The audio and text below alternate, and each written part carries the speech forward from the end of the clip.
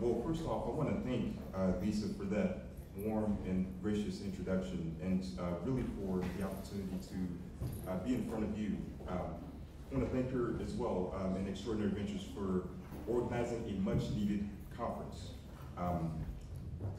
This is much needed because we need to address one of the greatest needs of our community, which is supporting our friends, family, and neighbors with intellectual and developmental disabilities. And so I'm proud to follow her leadership, the leadership of Extraordinary Ventures, and bring about a movement for inclusive hiring. So just a little bit of background on me. I grew up here. I actually went to middle school right down the road at Guy V. Phillips. Then I went to East Chapel High School. And then I went to college out of state in New Hampshire, came back down, went to UNC Law right here in town. And I know that I would not have navigated all of that. I couldn't have navigated it without the help, support, and love of my friends, my family, and my employers. And so my wife and I, we are now blessed with 3 beautiful children. We've got a 3-year-old and a twin set of 17-month-olds. And so we stay busy. Hurry up and get home. I gotta work though, but I appreciate that. I appreciate that. But when you have children, your life takes on a whole new meaning. You are living for, you are providing for other folks. Your hopes and your dreams are bound up in these little people. And you know, whether you're a parent, a grandparent, a family friend, an uncle, an aunt, a cousin, you are ready to do anything to ensure that they get the support that they need to live a fulfilling life. And I want to back up to something that I said earlier, that I would not have navigated public school and become a lawyer and public servant without the help, love, guidance of my friends, family, teachers, and employers. When I was in high school, a political campaign took a shot on me to hire me to do some door knocking for them. That was my first job, and what impression that made on me. I had to work through college. Actually worked through college, making smoothies, making sandwiches for folks, shelving books at a biomedical library. And you know, just think about the jobs that you've had, either as a youth or as an adult. Think about the experiences that you had. Would you be the same person you are today without those experiences?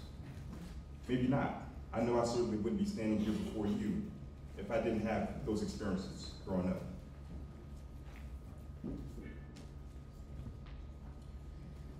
And so, because of the job that I had door knocking, because of that experience, being out, not going into people's homes, but going up to people's homes, putting myself out there for a candidate that I believed in, that spurred my interest in state politics, and that got me caring about what is happening in our state. Because of those smoothies that I made in college, I make smoothies now for my family. And you know, I'm heartened to say that, you know, when I make smoothies, especially for my 3-year-olds, she always says more please, so that always brings me a lot of joy.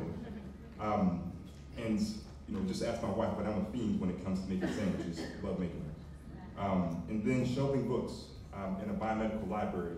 Believe it or not, in our home, the majority of the books we have on the shelves are science related. They're nonfiction books.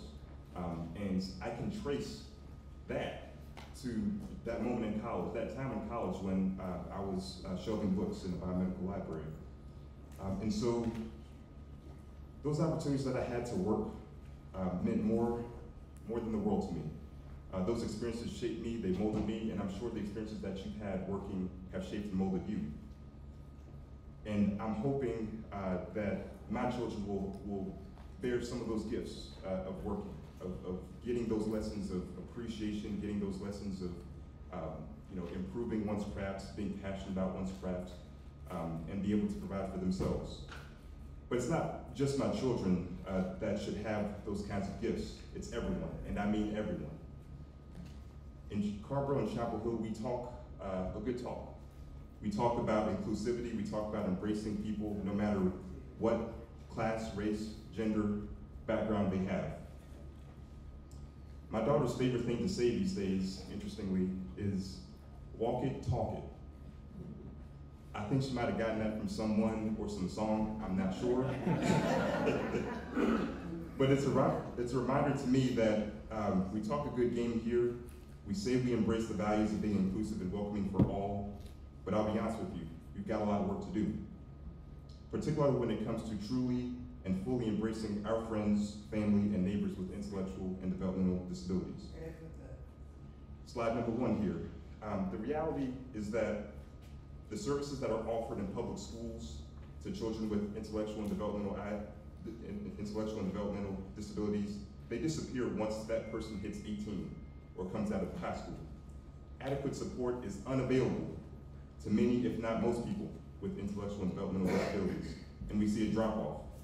This is reflected here in our own state, where 75% of adults with IDD were unemployed in 2018 compared to 4% overall state unemployment rate. Slide number 2 here. As you can see on this slide, we have an unemployment rate of 80% among adults with autism in our country. And in 2019, 79% of adults with IDD in North Carolina received employment support services. Of those who applied for employment support, only 26% obtained a job and exited vocational rehabilitation within 1 year of their application, working an average of 25 hours a week with an average wage of just $9.09 per hour. Integrated employment outcomes remain poor for individuals with intellectual and developmental disabilities. So there are real barriers to truly integrated employment. Our community members with intellectual and developmental disabilities have to overcome so much: biased attitudes, a lack of funding for disability services that support employment, inaccessible workplace environments, and income caps that threaten eligibility for benefits and healthcare. That is too much for one person to have to overcome. If we are truly about inclusion and being a welcoming place for all, we have to take a look at ourselves and check ourselves for our own biases, our misunderstandings and misperceptions, especially when it comes to intellectual and developmental disabilities. And make no mistake, there is still a stigma that pervades our society that we have to actively and consciously root out and cure ourselves of. We can't just talk the talk. As my daughter says, we've gotta walk and talk it. And might I add too, and this is coming from my experience in the State House, we gotta expand Medicaid. We have to add innovations waiver slots and just do a better job of helping families navigate the supports that are available. We live in an area, Chapel Hill, Carborough, Orange County, that is uniquely equipped to support and sustain inclusive hiring. We have university centers on developmental disabilities, numerous disability-related nonprofits and service organizations, extraordinary ventures.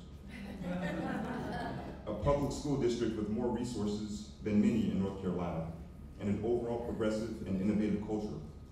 Today's summit is meant to light a fuse in our community that prides itself on inclusivity and equity. And as I said, we have the tools to support, and we have the people who can do the work that our employers need.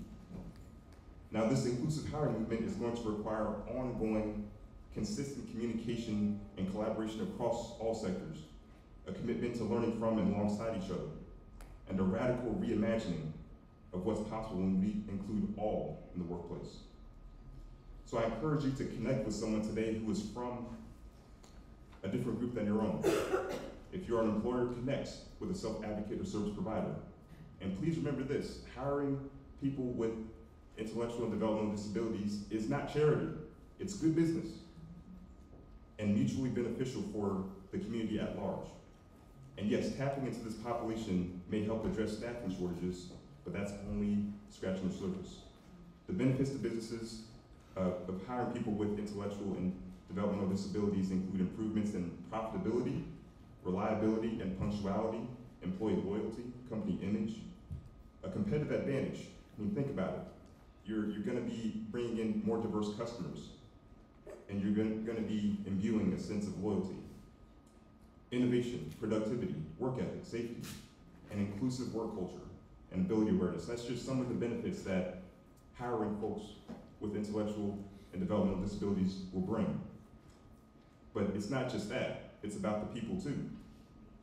You're gonna be improving quality of life and income, building more self-confidence, expanding their social network, and building a sense of community so that everyone feels a part of Chapel Hill, Carborough, and really for North Carolina. I'm going to go to the next slide here. Just take a look at these stats. You get a snapshot of where employee turnover was in the year 2020. Please note the median tenure for workers, and please note as well the median tenure, especially in that last bullet. Now going to the next slide here, let's take a look in particular at Extraordinary Ventures. The median number of years for employment is 8.6 rather than 4.1, as we saw in the previous slide. And look at the length of time that employees have worked their jobs at Extraordinary Ventures. 80% at 5 or more years, 30% at 10 or more years. That is incredible. And that speaks to the power of hiring people with intellectual and developmental disabilities and the power of inclusive hiring.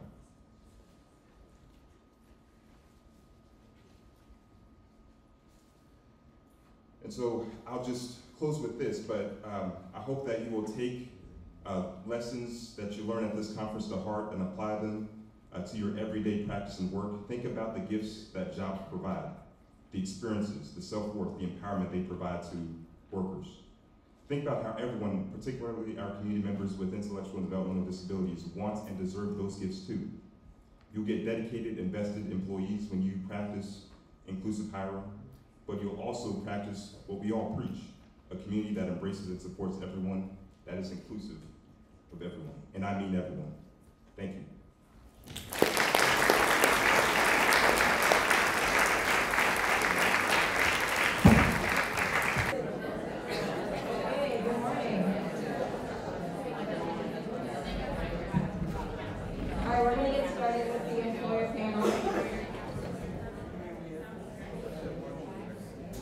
When you're ready.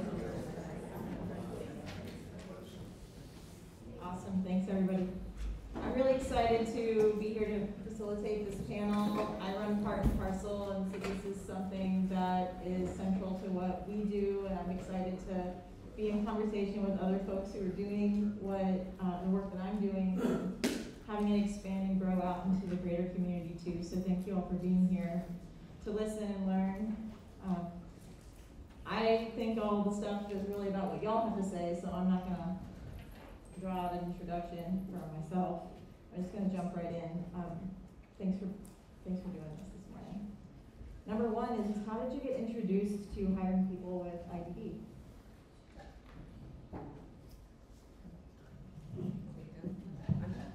I'm terrible with a microphone, so apologies. My name's Karen Lamont. My husband and I own a small company up the road on Franklin Street called Keynote Golf. I'm sure you've never heard of it. We're an international golf travel company. I first got introduced, what was the question, with just an IDD in general or employee? Into hiring folks. Okay.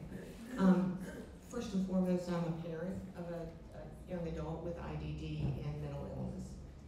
So I'm very familiar. I've walked this walk for 31 years. I used to be a special educator before we started our business. And when we were looking for some temporary worker, we had done temps because COVID, our business had just tanked, and then now it's in total frenzy. Needed some extra help, and we had used EV's dog walking services 2 years ago. And so that sort of put the idea in my head and my husband of, what if we use someone from EV? So I first called Extraordinary Ventures. They put me in touch with somebody at the ARC, I can't remember. Anyway, we have a young man who comes 2 mornings a week. But we pursued it based on some previous experience. Thank you. Hey, my name is Paula Gilland, and our family owns Purple Bowl, also on Franklin Street, and we have smoothies, Alan, so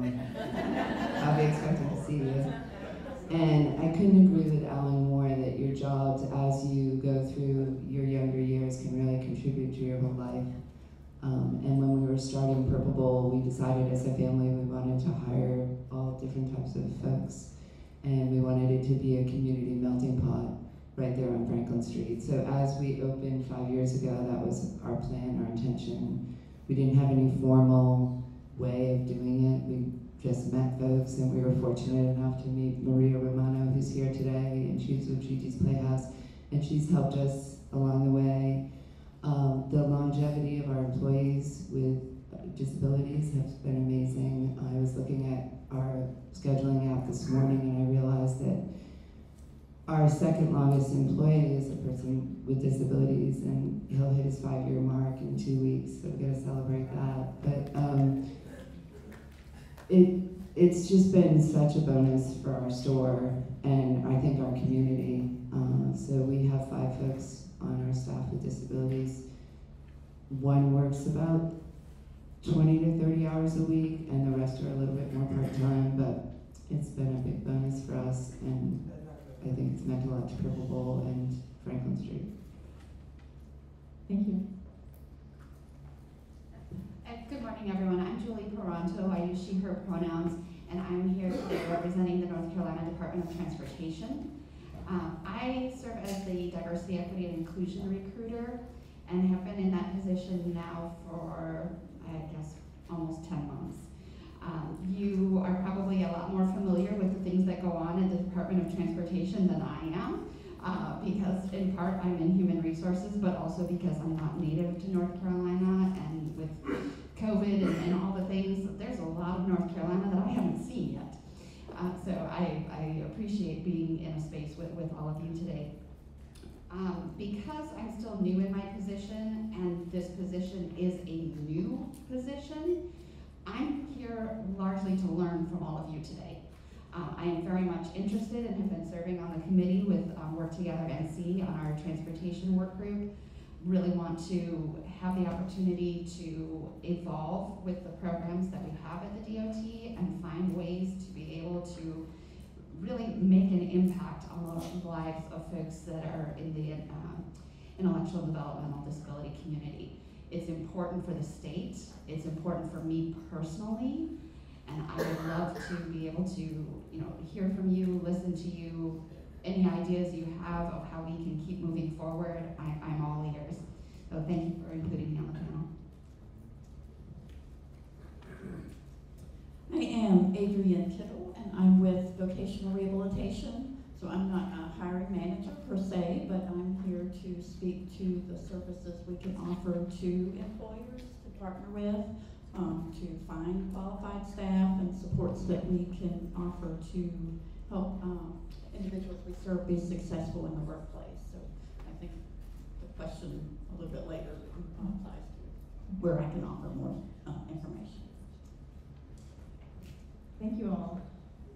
It's good to hear some of the backgrounds and the origin stories of the different businesses, and kind of showcasing that, any kind of background really can be the origin. You don't have to have anything sort of special in your personal history to be able to have this become part of the mission of your own work. So, from your experiences, what are some of the key benefits of hiring people with intellectual and developmental disabilities? Well, we've only had our employee, let's say, 4 months now, and it was a little bit of a learning curve for all of us. We're an office of about 14 people in person, and we attempted to do 4 hours a day, 3 or 4 days a week, and that proved to be a challenge for us and a challenge for our employee. So we, with the help of his job coach and his supervisor, we kind of shifted as we saw. But the real benefit for us is, like I said, being in international travel, COVID was very stressful. We were fortunate to keep all our employees for the last 2.5 years. But the stress level, just from, for many reasons, it's been a little tense, not working together, then being back in, and it's, like I said, chaos. This young man provides just a breath of fresh air for our office. He makes us smile. I have to say we look forward to it. It's been a real benefit, not just the work he's doing, but the joy he brings to our office. And we are in the initial stages. Like I mentioned, I haven't been in my position for too long, so we're just kind of getting started on working on a number of different initiatives, one being some neurodiversity training. I'm sure the folks from Teach are here somewhere. I haven't seen you yet. Good morning. But they'll be coming in to do some training for us here shortly. And those are some of the things that we're starting to work on. But in terms of the benefits, I just think they're innumerable. You know, it's incredible for the employee, but it's also such a great business case, like Representative was saying this morning. The opportunity to see things from a different perspective. You know, for all of the folks who are part of the DOT, it doesn't matter what area they're in, these are folks who can come in and show us different ways to think, different ways to look at problems, different ways to solve those problems. And I think that is just an incredible benefit that, again, you know, brings joy to all of us. And frankly, puts a smile on everybody's face. And isn't that make things a lot better in life? So for us, there's several reasons too, but I want to highlight the fact of the retention. It's been wonderful to have that retention. As students graduate and move on, maybe they'll work at Purple Bowl for 3 to 6 months. To have people that are willing to stay there longer and be happy about the work and be able to teach the new employees about what they do, and the philosophy we have at Purple Bowl has been unbelievable. So to have some individuals that are willing to stay there longer and contribute to our environment for a longer period of time is really beneficial, and makes good business sense. So that's been really a huge bonus for us.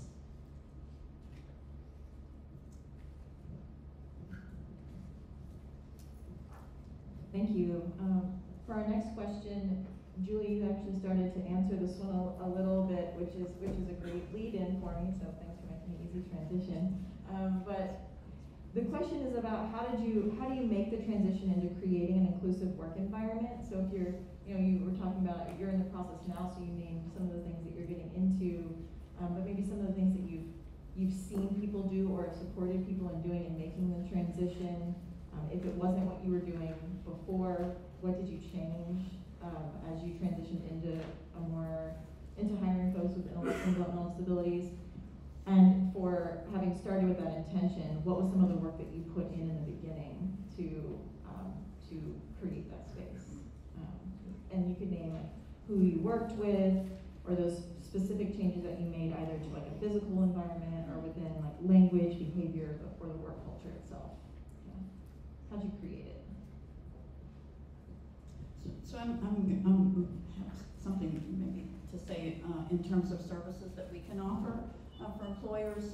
One of the services that we can offer includes job coaching support, and often if an individual might need a little bit more training initially to learn job tasks, that job coach might also be able to help develop those relationships and support an employer in understanding an individual with developmental disability, how to communicate, developing those interpersonal skills, in addition to just learning job tasks and being comfortable with the work that's being assigned.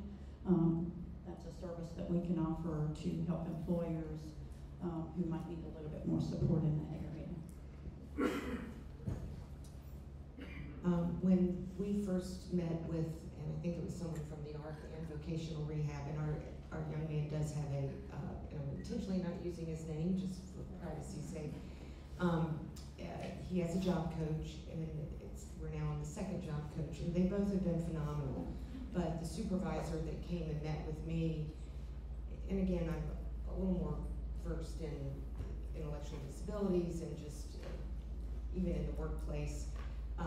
But there were some things early on that I didn't realize, like dexterity issues. Like I understood IDD, but I didn't understand some of the physical constraints this person had, and the person from the ARC or vocational rehab was able to kind of coach me that he had some eyesight issues, and we're doing clerical work, or he's doing clerical work, so some real fine motor tasks were difficult. And when I wasn't in the office one day, one of our staff asked him to do something like put tiny tabs in dividers for notebooks, and he was nearly in tears.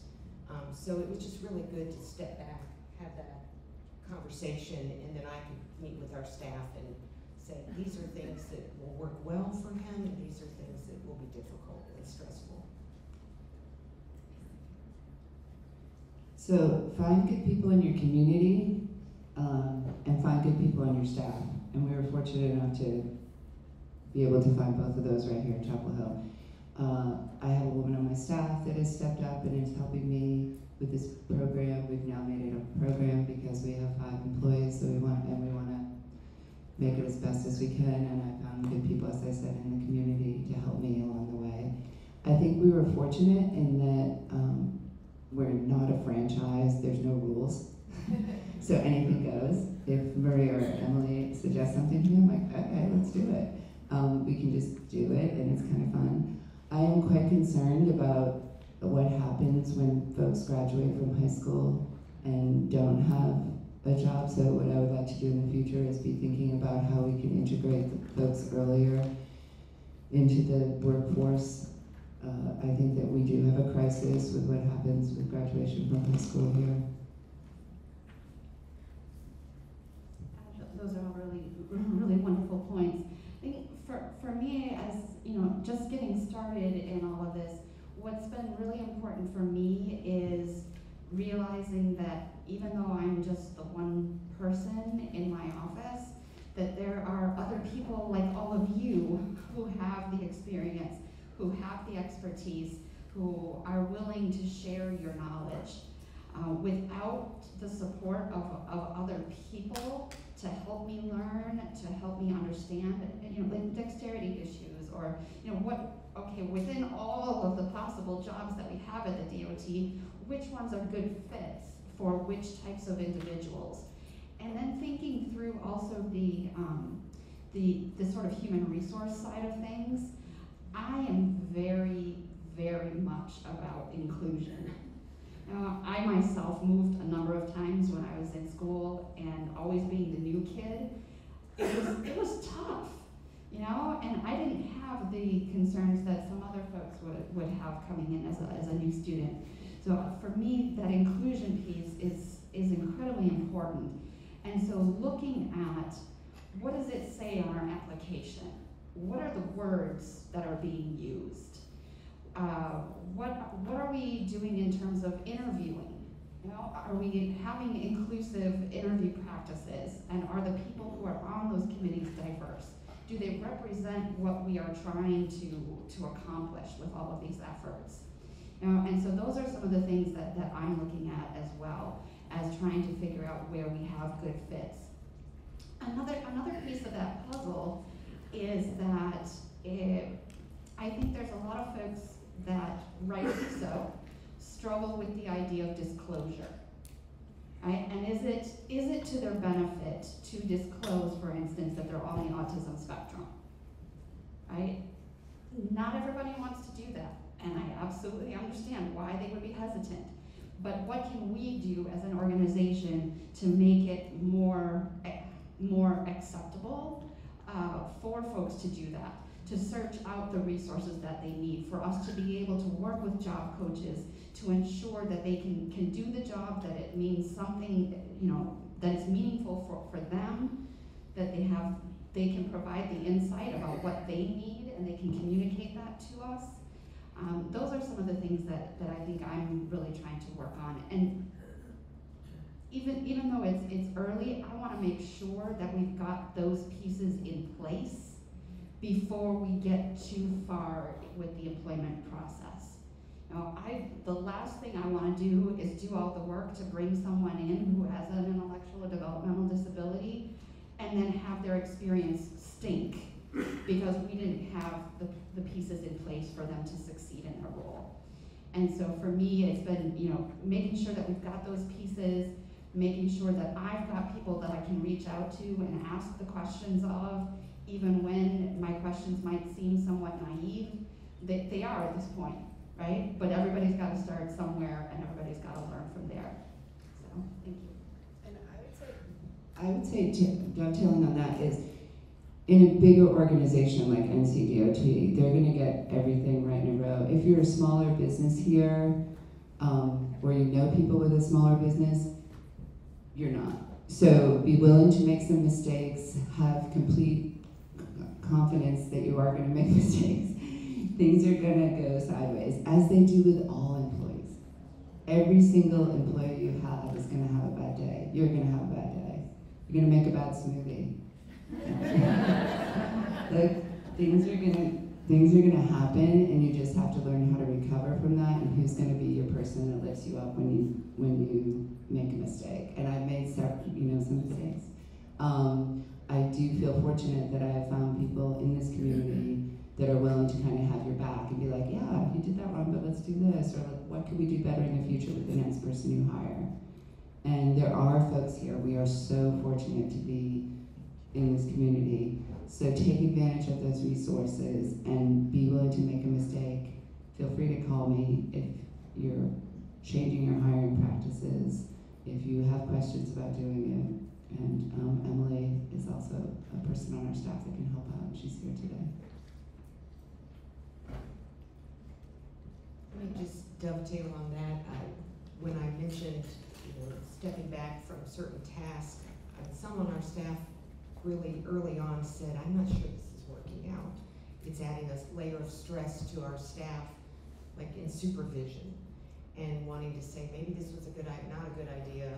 And I said, let's step back. That's when I reached out to the supervisor, and we kind of talked through how we could make this work, and I'm really glad we did. Central to all of your comments were really responsiveness and knowing both the individual and the position, flexibility and intentionality and lightheartedness. Just being able, all of those things sort of being tenets of the work. Thank you for modeling that. If you could think of a specific example of something that you changed that once implemented, you realized that it was a benefit to the entire staff, or it became obvious to the entire staff that change was also helpful to everyone.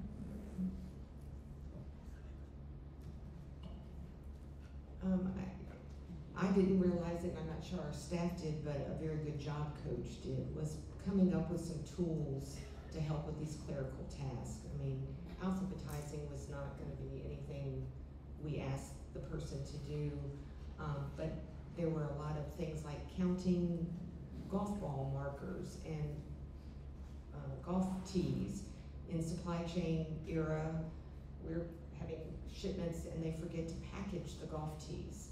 And so counting out 10 little golf tees, putting in a little bag, and then counting 10. And the coach came up with some really good tools. It was really fun for our staff to see. There are ways to skin a cat, not just count. It could be a chart with 10 circles, which seems pretty elementary for those of us who live in the IDD world, but for the average Joe out there, it was an eye-opening experience. One of the things that I'm hoping to implement and that it will have a more significant impact is just language use. There's far too many things that I hear around the office that just make my skin crawl. I really want to develop some more training and help people understand the importance of the language that they use and how it impacts those of us around. So for us, at the beginning it was creating job charts so that the individual could be independent and go through their job chart and check off. Some individuals don't need that at all that work at our store. They're very independent and don't need it. So just recognizing everybody, every employee, whether they have disabilities or not, has different needs during their workday, and how can we put that into play. We're in the process right now of establishing guidelines for hiring, how many folks we're going to hire with disabilities, just so we can be successful, so that they don't come and we don't have hours or jobs.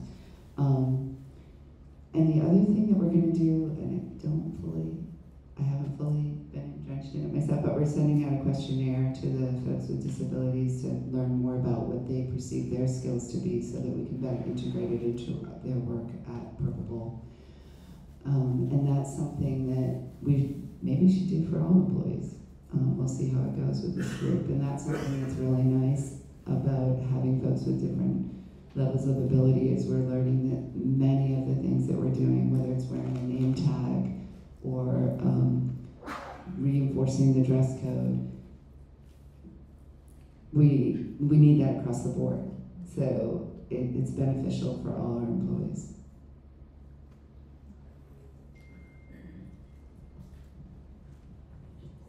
Thank you.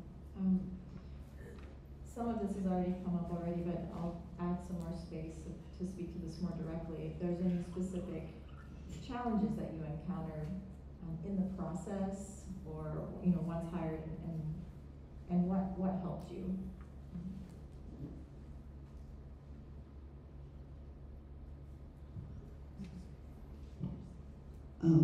I think, and this is true for all employees, what sometimes folks or their support family at home feels they could be doing what we feel is safe to be doing. So that's a challenge, because everybody wants to make bowls. That's the fun, pretty part. And we have to cut a lot of strawberries, and we have to break acai, and we have to clean. So, just starting folks out, recognizing that there's different steps, and then making the bowls. Pitfalls with transportation. But that's true of all our employees. So just making sure folks know about the bus or little things like that, so that they can be successful and get there on time. And we hold everyone to the same standards. You have to be on time. You have to eat your shift bowl away from certain places. The rules fall for everyone, so not making exceptions, I think, is really important.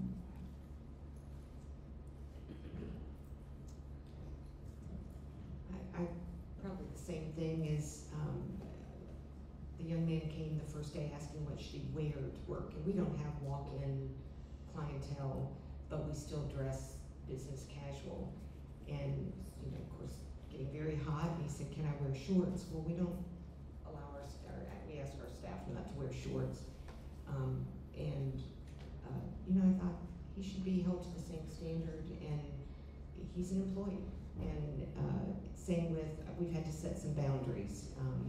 He likes to ask for snacks and for us to make him some coffee, and all very, before I knew it, some were going across the street to Dunkin' Donuts buying him coffee out of the goodness of their heart. And I said, in that, because that's setting a standard in a workplace that isn't necessarily sustainable. And so, again, treating him as an equal, even though he's, very part-time, it's been nice to see. And I struggle, and I need to probably get some coaching of how to train our staff to interact in a socially positive way, not in how it's not words they use, it's tone, and again, it's not negative at all. It's almost overly solicitous, if that is understandable, or talking down to this young man, even though he's 39 years old. And again, if you've not been around folks with IDD, that's not your world, and it's all well-meaning, and I just don't know how to approach that with the staff. And I'm not even sure our employee hears it or sees it, but I'm acutely aware that it just has a different feel to the social interaction. And that might be where the job coach can come in and help facilitate and provide training to the staff and to the individual, if the individual's asking for coffee at inappropriate times versus the workplace. That's where the job coach can be helpful to focus on work and the tasks at hand. Yeah, I think that is a very important thing to name, that, you know, the work of going into a workplace being successful isn't just on the shoulders of the person with a disability to do the changing. You know, it's collective work, it's full staff work, and finding the resources in the community to help navigate how to do that is really an integral part of this being part of who you are as a business. You know. Yeah. That just made me think about the importance of the onboarding process.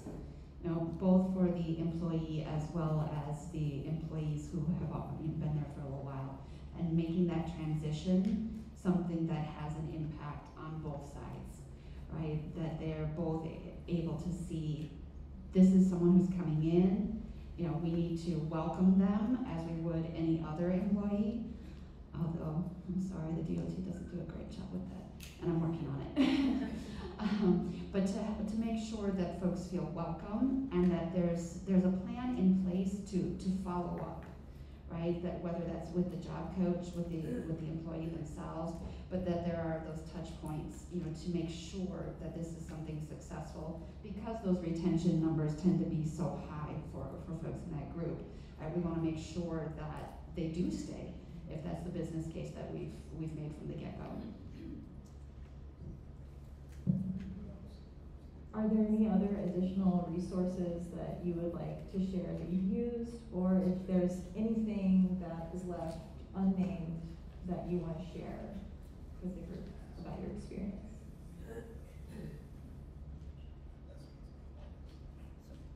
I can speak to some of the other services that vocational rehabilitation can offer to employers. I mentioned earlier that we do try and match qualified candidates with the job.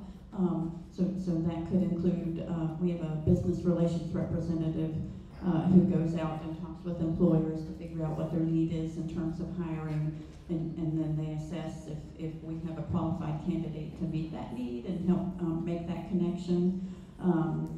We help with onboarding, so some individuals we serve may not need that direct job coach, so that's where the vocational rehabilitation staff might come in and help just continue to check in with the employer and the individual to make sure things are going well, if there's anything that needs to be addressed.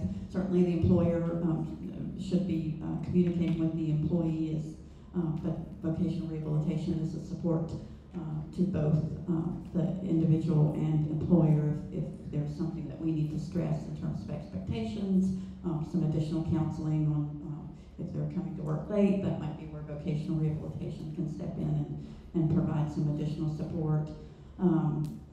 We also in vocational rehabilitation offer different post-secondary training opportunities so that we can help individuals gain skills to meet an employer need. So that can include college training, it can be vocational, occupational training. We do on-the-job training.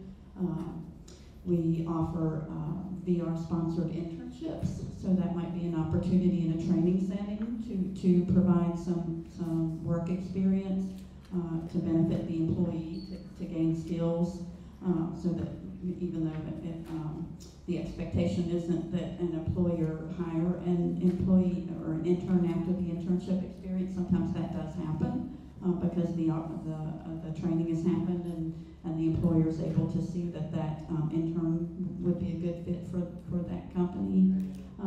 We offer inclusion training, like you had mentioned. Our business relations representatives can do customized disability awareness and workplace inclusion training. Sometimes we can offer assistive technology evaluations if there's some technology needs to help an individual be more successful in completing work tasks.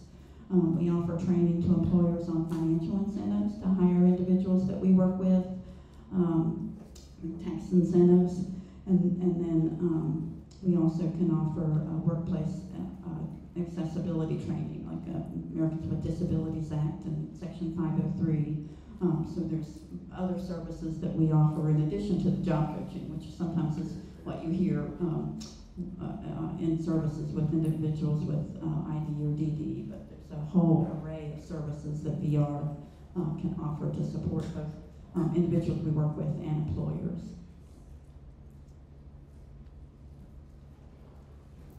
Excellent.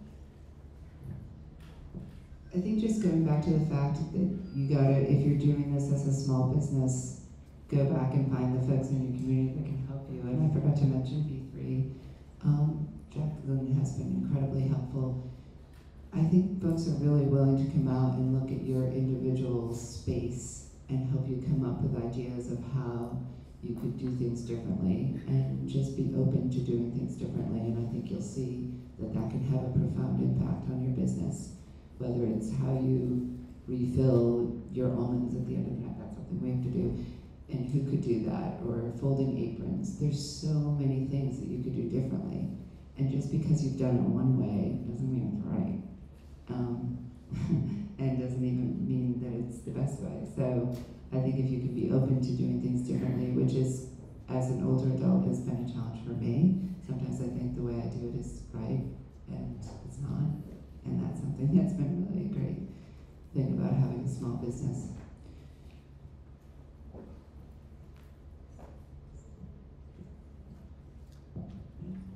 I should mention one other thing. Vocational rehabilitation is in the process of developing additional services to support individuals with more significant disabilities in finding competitive integrated employment.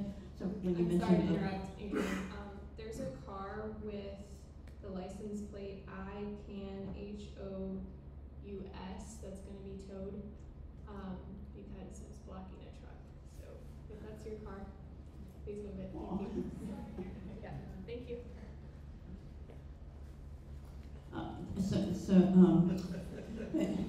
Our mission is to support individuals in competitive integrated employment, and so one of the policies that we're working on now is how to support those with more significant disabilities if their goal is competitive employment. And you had mentioned the different ways of folding aprons, and vocational rehabilitation does.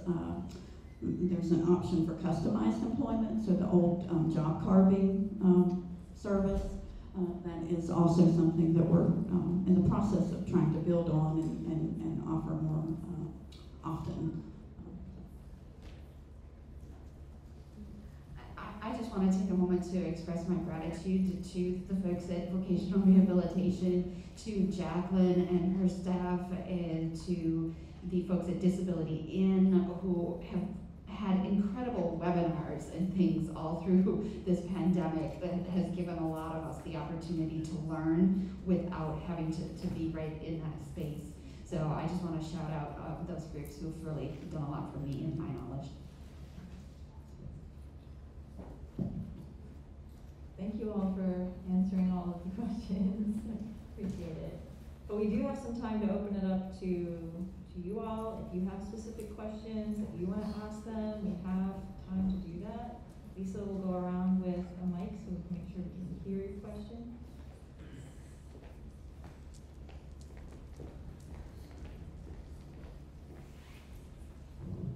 Thank you. This concerns VR. I was both a client of the Georgia VR and on the advisory council, what they call it, for many years. And at that time, they were just starting to transition more from sort of people with physical disabilities to others. It was kind of awkward transition, but one of the problems that the job coaches had, it seemed, was not knowing how to present the person, the applicant, without talking about the disability. And you know, and obviously there would be more suspicion or fear of people with invisible disabilities than physical. So how do you handle that in North Carolina? Introducing people with non-physical disabilities to prospective employers. So you're right, if we communicate with an employer about a potential candidate, I mean, we don't share disability-specific information, but we do discuss any accommodations that they might need in terms of completing the tasks. I do think part of the important part with our services is trying to make sure that it's a good match from the beginning. And sometimes we can't think of everything, but we do look at the job and the individual tasks that are expected, and that would be in communicating with the employer to make sure that we have a good understanding of what the job entails, to try and make sure it's a good fit from the beginning, but then be there to support both the individual and the employer if something comes up and we find out that it might not be the best fit. So. All right. Well, my question is, this definitely relates to,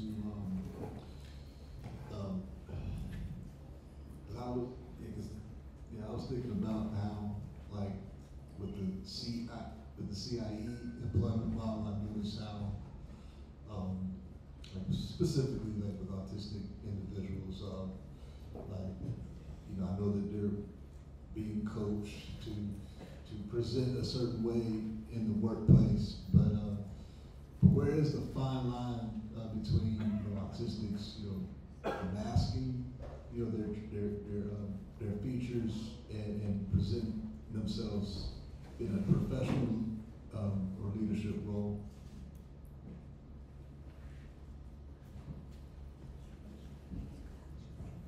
I'm not sure I'm understanding.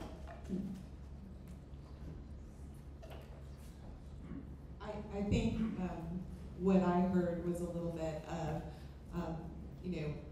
how far do we go in asking the employee to change who they are? Yeah. Person, like an autistic person, for example, like they're expected to present themselves in a professional leadership role, but how does that, like what's like a fine line between like them masking their traits and them presenting in a professional leadership role? I see. So to me, often that might be a reasonable accommodation in terms of how meetings are held. Information might be communicated through email versus verbally. So that's a discussion with if the employee feels like there needs to be some type of accommodation, or that's not something that they're comfortable with, and that would be a reasonable accommodation that they could request as one solution. You're right, because they. Yeah, I like to add that I notice how some people can't really be their true selves, Right, because they're in that leadership professional role. right. Like they have to present themselves in a way that it doesn't come off as you know. Right.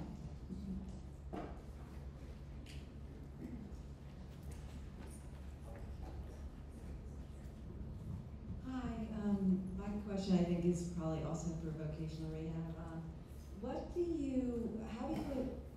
How do you assess what is the availability or the scope of employers that are interested in employing folks that are different? I mean, are there, I love hearing about your business relations reps. I mean, are there lots and lots of employers that are interested in employing people? Or, I mean, and also, I'm a parent, how big is your caseload? Good question. I'm not sure, and probably I should have information in terms of how many employers we've partnered with over the year. It's individual, so we support individuals. I've got some individuals I work with who are in grad school and don't need as much support in terms of finding a job once they're through. But others do need a little bit more support in terms of the direct job search assistance. So Hey, our business relations representatives do make cold calls to employers to see if there's interest in working with us. And usually sometimes that discussion starts out with what are your needs as an employer? Are there jobs that you can't fill? Speaking to the customized employment, sometimes there might be opportunity for a job to be created for an individual with a developmental disability to meet an employer need. I'm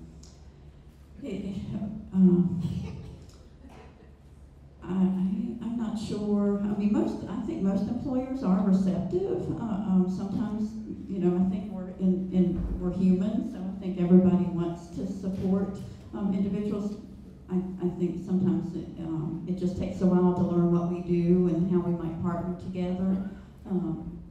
So it's a process for sure. But some people come to us thinking that we have jobs just to hand out. Oh, I need a job, so what do you have for me? And it doesn't quite work that easily. It is a partnership, so we work with individuals to assess their interests and needs and their goals for employment, and then it's just figuring out what services match up to meet that need and support that individual in getting a job, so, and a career.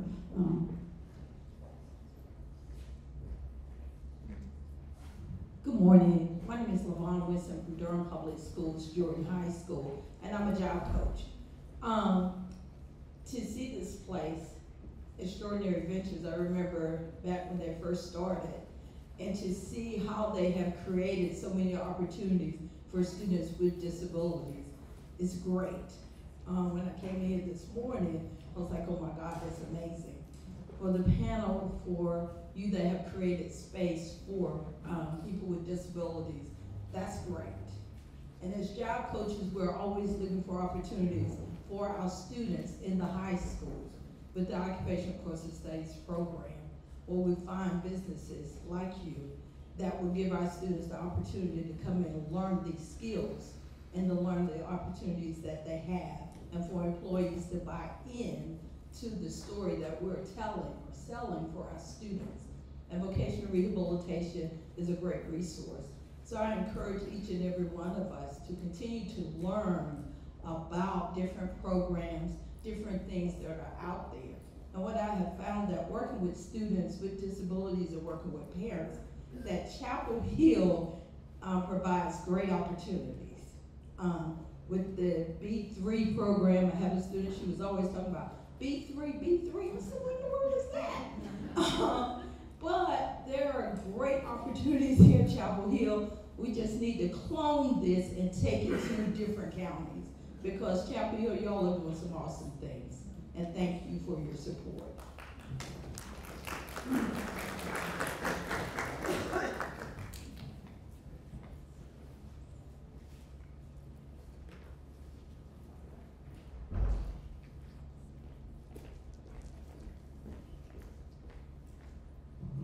Again, about VR, I don't know, just what everybody knows, that VR has an advisory council, or what they call it, that includes family and I think recipients of services and things. It was very informational and served one in Georgia, so I don't know if you know much about it or care to comment, but they have public meetings, of course, and they take input from people. I forget what I think it's a state rehab council, so quarterly they meet and get feedback from individuals we serve and service providers. I'm not directly involved with that, but absolutely we seek input from a variety of members from